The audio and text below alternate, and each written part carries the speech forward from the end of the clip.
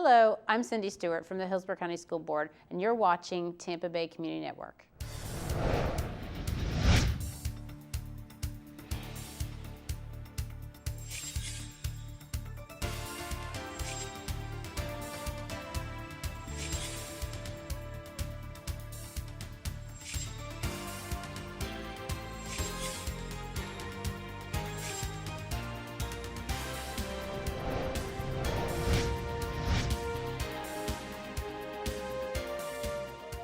Hi, I am Bill Hodges, and this is Spotlight on Government.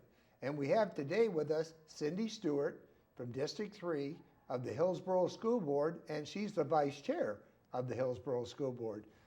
Cindy, glad to have you on the program. Thank you for having me today.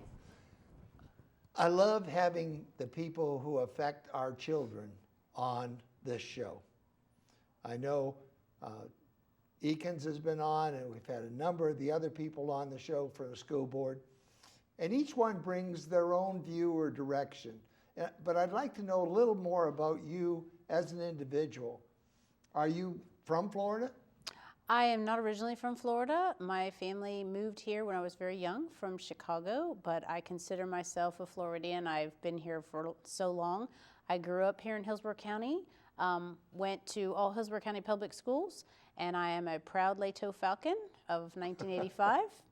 I stayed here in Florida for college and finished my associate's degree at Hillsborough Community College, met my husband and moved down to South Florida for a short period of time, and finally finished down at FIU, Florida International University in Miami. And then you went off to California, and the call of Hillsborough County was so strong, you and your two children and your husband came back here. I did. We went to California for a brief period. I came back, had another child, so I had 3 children at the time.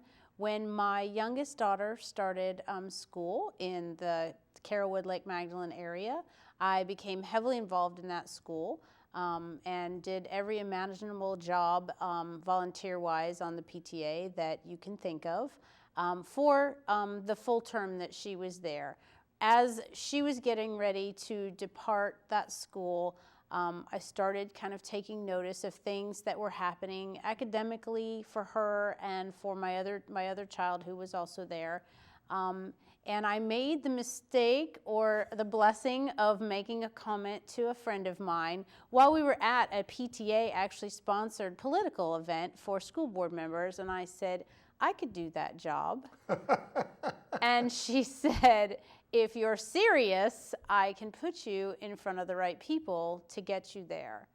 And I thought about it for a while, and to the dismay of the current sitting Hillsborough County PTA president for the county, I said, I'm going to pass on your offer to be the county PTA president, and I'm going to run for school board. So I have to ask you, why would anybody, I ask this of every politician, why would you do this to yourself? And especially with the school board, because nobody likes you. The teachers don't like you, the administrators don't like you, the children don't like you, the parents are all over you. Do you have a safe ground? I do have a safe ground, and my reasons for running were really that I have skin in the game. I mean, I have 3 children who are That is safe ground. Currently in Hillsborough County Public Schools. Do they like you? They love me. They don't always like when I come to their schools to visit or when I stand up. My daughter will be mortified this year when I confer her class and she graduates. But I do have 3 children. Will you get to give her a diploma? I will. Oh, that would be cool. What a great picture op. Yeah, it's a unique opportunity. So, but I do have children in public school, and I have a lot of friends whose children are in public school, and I saw a need for there to be someone sitting up there who had children who were currently attending schools. I think a lot of people get removed from the school site, and they get removed from what is actually happening in the classroom and the things that we're coming from Tallahassee and coming down to principals to administer to students in the way of curriculum and instruction. And I saw the effects of that. And so I felt like I could make a difference. And so at the time I said, oh, sure, I'll run for school board. Little did I know how much work that is. You did talk it over with the family first, I did, right? I did. And I don't think they knew how much work that was.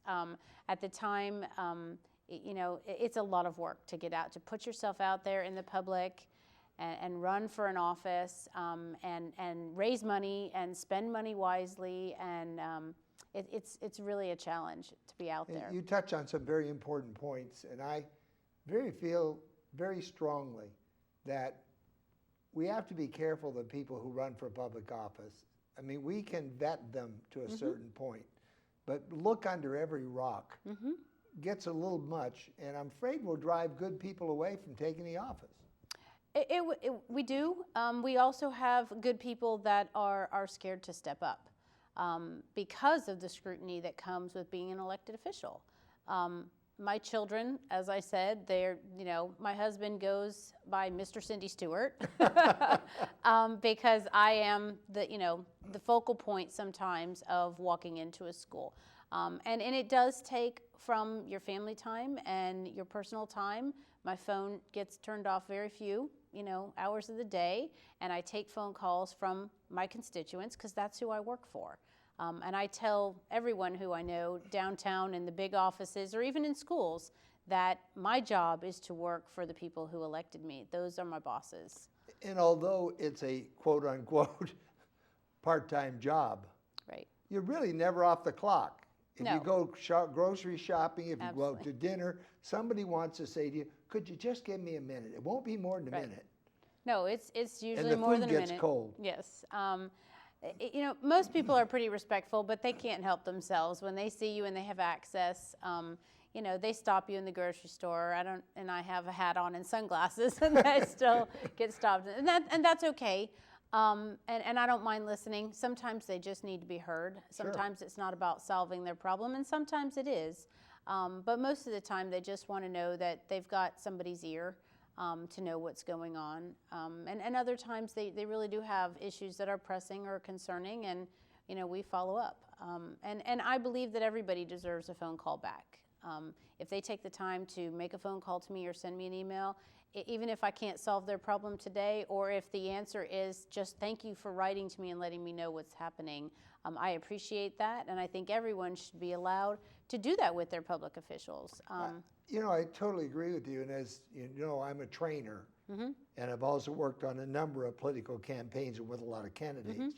And one thing I always tell them, if a person comes up to them, simply say, please write that down and send it to me. Right. Because I've got all these people giving me great ideas, and I might forget it. I don't want to, so write it down and send it to me, and I'll get back to you. Right.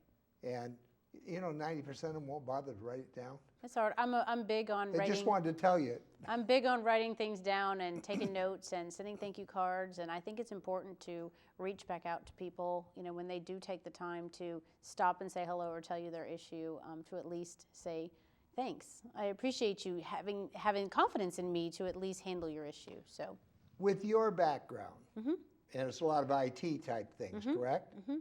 What do you bring to the school board? You're not an educator. You do have children in school, and you were a child once in school. But with your IT background, your business background, what do you think you bring specifically to the school board? I think I bring a different perspective. I'm not an educator. I would never, I would be mortified if someone asked me to teach a class beyond Sunday school, and I have done that. But I do have children that I'm raising, so I do have some sense of what they're going through and the challenges that they're facing, and I know the support that they get in my home that a lot of children don't get. So I'm an advocate for children. And I do bring a business background. I have a business degree. I worked in industry for a long time. And I think sometimes we get very caught up in what the academic world has always done, and we forget that there's a business side to what we're doing. We are essentially a $3 billion business.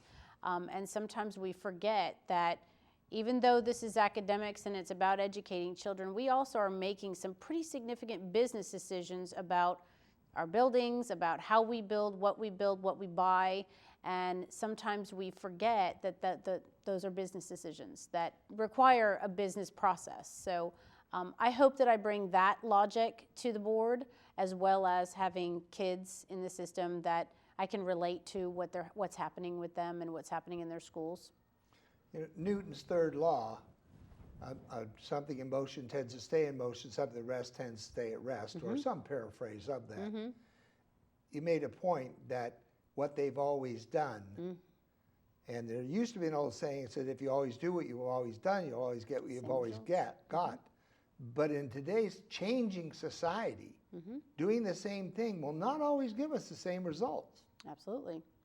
So there are big changes happening at the district. We have a brand new superintendent. I've had him on the program, and I like him. Dynamic guy. He operates very differently than other superintendents that I know or have worked with. Jeff takes his time to evaluate what's happening, and he has spent almost a year now with this board organizing, reorganizing, and really changing the focus of what this district is about. And we've changed the focus, it's been almost a year now, of really putting children at the top of the organizational chart and preparing students for not just getting to graduation, but what they're going to do once they step off that stage the next day. When I interviewed him, I got the feeling that I was talking to Earl Leonard again, who I have great respect for. This man is just a giant in my mind. He's homegrown in our system, as was Earl Leonard, and I think he really understands what we need here. I think he does too, and I think that one of Jeff's great strengths that the board has been looking for is that he listens. He's listening to the stakeholders, he's listening to the board, he's listening to his senior staff, and he's listening to students. And I think that he's really focused on what we do every day is in keeping that focal point, is it in the best interest of the student? And if we stay in that space, I think we can't go wrong. We can't make a wrong turn. Interesting enough, along with those things, he is stirring things up a bit. He is. And those who are self-satisfied and, I've been here for 40 years, I don't have to do any more, that's not really the case. He is stirring things up. You know, on Tuesday evening at our board meeting, we approved a very large reorganization that is going to be fully implemented by July 1. So that would be almost 1 year since Jeff was made superintendent. Again, he's taken his time. Any other superintendent could have come in and made sweeping changes across this district at the upper management level, and he didn't. He's taken his time to evaluate and assess and see where he believes the district needs to be headed, and he has taken his time to determine who needs to be in those seats. You know, we talk all the time about making sure that we have a bus, that we have the right people on the bus, and now we're interested in making sure the right people are in the right seats on the bus. So at the present time, we are in the middle of major paper swamp in getting resumes for a large number of the higher level management positions, and they are interviewing, and they will announce seats and place those people in those seats effective July 1. So how's that process actually working out? What are the procedures that you're going through to make this happen? Procedurally, it's the same as we typically do, although I believe that the net is being cast a little bit wider. Typically, we advertise for positions, and they are internal. They go on our internal website, and typically people from inside apply and are awarded those positions.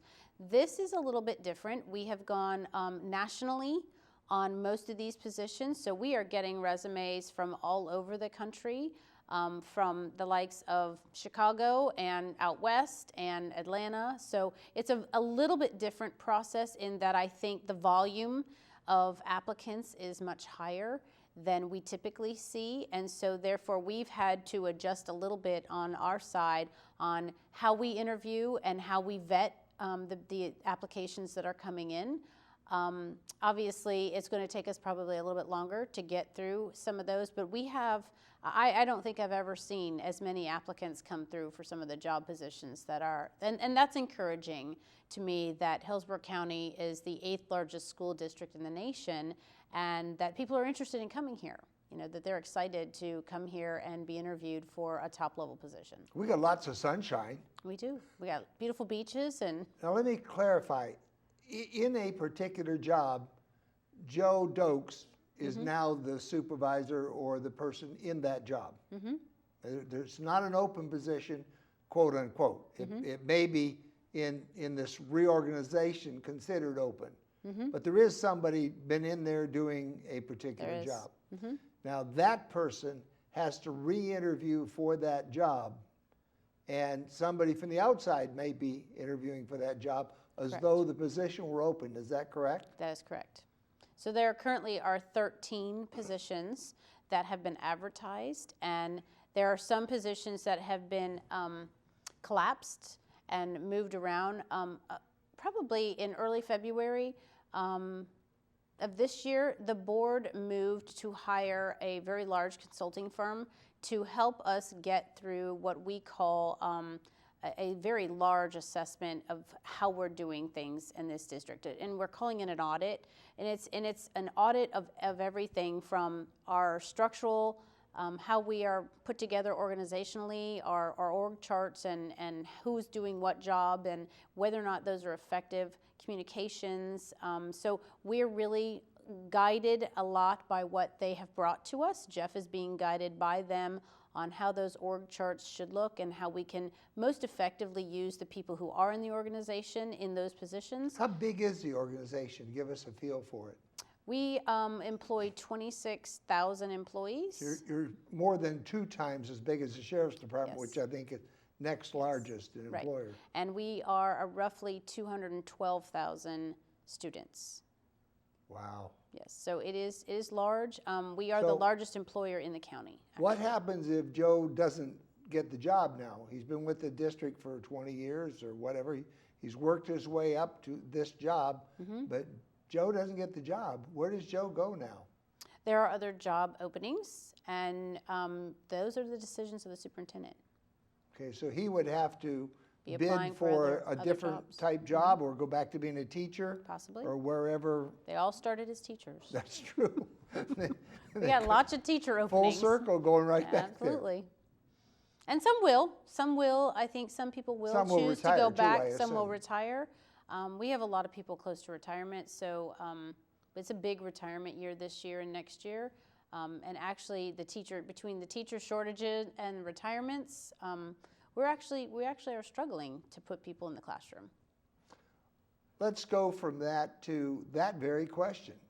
If somebody is sitting out there and they're thinking, I'd kind of like to teach. I have a degree in math. I have a degree in anything. I don't care what it is. There's got to be some place that I could teach. What does a person have to do if they want to teach somewhere in the system? What do they have to get there? There are what we call industry certifications. So you can come into the district as an engineer and go through some of our programs and actually teach engineering classes. Not everyone comes through the ranks of the education world or an education degree. Take myself, for instance, and I don't want to do it, but I have a degree in business management, and marketing in particular. I've been doing seminars and teaching for large audiences all my life. If I wanted to say, I want to teach part-time, what would I have to do to be able to go down and teach? Well, there are 2 avenues. We always have temporary teachers, so we work very closely with Kelly Services to bring temporary teachers and subs into our classrooms. So that's outsourced. That's one avenue. That's outsourced. So temporary teachers or part-time teachers would come through Kelly. And that's new. That's only a couple years old. We used to try and manage all of our substitutes ourselves. And a couple of districts on the other coast started using Kelly Services directly to manage their substitute base. So we went with that. I think it's been almost 2 years now. working for us very well. Well, they're in the position to start filling Absolutely. those kind of jobs. It's a very sophisticated system when you have principals looking for substitutes for short periods of time or longer periods of time. So they manage it very well. So we've kind of handed that over to them with our guidance. And then the other thing So that they we would do call is Kelly? everyone works through Kelly Services. Okay, so It's a they'd call Kelly computerized. Service Yep. in the phone book, Yep. have them, okay. Talk to us about coming to be a substitute teacher, or they can call our Human Resources Division if they are an industry certified engineer, scientist, marketing person, and they want to come to work for the district, and we have a need. We certainly have. Would that be for full-time positions versus coming to you for a part-time position? Yep. So we What certainly kind hire of from all criteria avenues. would someone have to have in order to be considered for one of the part-time positions? Most of our teachers at least have a 4-year degree, and some of them are much higher. Some of them go on to get multiple degrees, ed leadership degrees, so they're going on to get master's and doctoral degrees. All programs in which we support. Wow. How many part-timers do you use? And I know that's a specific number, but just an idea. I am not sure. I know that Kelly As Vice Services. Chair, I am not sure how many. shouldn't even put you on the spot with part-time. that question, but I imagine on any given school day, it's many hundreds of these people having There to are. fill in. There are. And in some schools, we have long-term subs. We have to, of course, comply with the law. So when we have people go out on maternity leave, or if we have people out sick, we certainly have to hold their positions. Sometimes those are long-term subs. But we're also bound a little bit by some other laws that keep us from having people work too many hours. So those are all, they have to stay within the part-time realm. And again, Kelly Services does a phenomenal job of managing that for us. But I would assume there's some background checking and things oh, like absolutely, absolutely, they do all that process for us, and we process people that way too. One of the things I absolutely love, I don't want to do part-time teaching, but I do enjoy the Great American Teach Out, Yes. where I get to go into a particular school and interface with a particular group. If somebody is interested in doing that, they think they have something to share, how would they do that?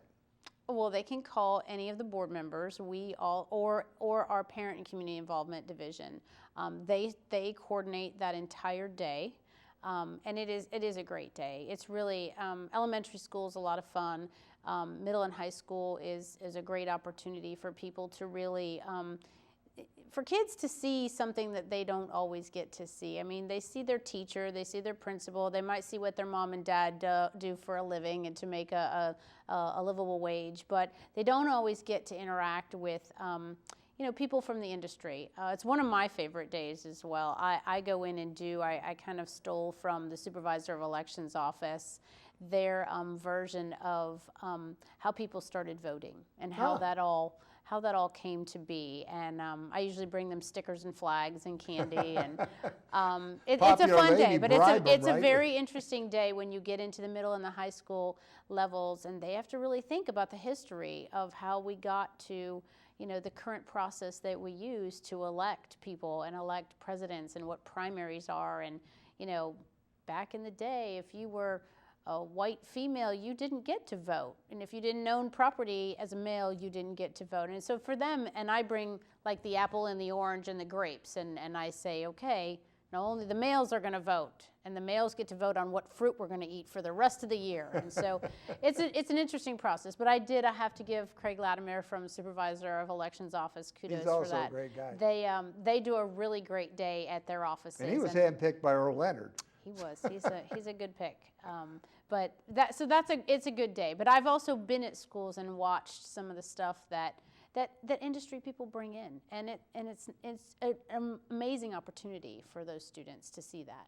I love to do the kids at risk. Mm-hmm. I like to get into that 8th grade where the kids are at risk, because I was an at-risk student. My teacher told my mother that she was going to send me out of the 8th grade to the 9th grade because she didn't want me back, but she hated me.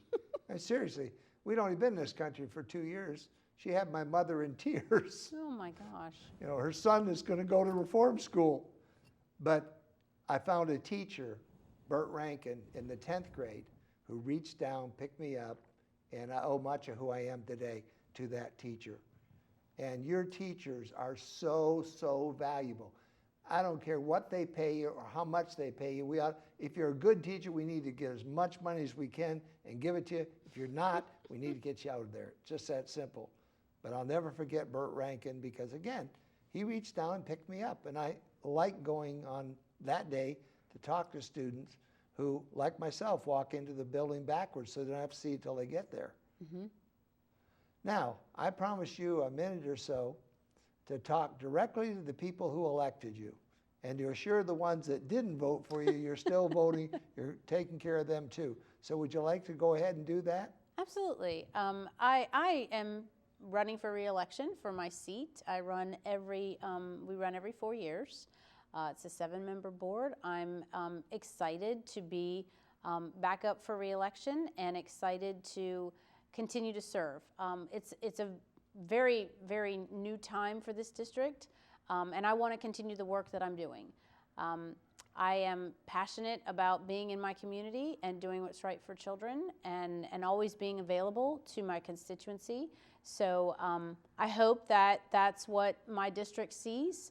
I love being in schools. It takes me almost a year to get through and visit all of my schools in my district, which is a very large district, starting on one side of Dale Mabry and going all the way to the Plant City line. So huge district to cover.